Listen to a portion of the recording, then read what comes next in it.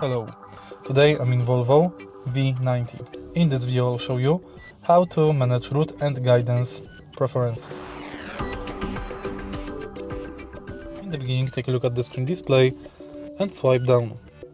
Enter settings and now go to navigation.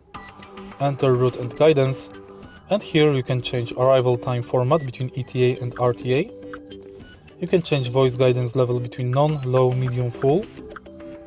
You can choose different route type mode between fast, eco, scenic.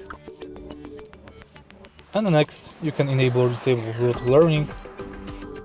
You can select avoidances and suggest petrol station. If you find the video helpful, please leave like, comment and subscribe.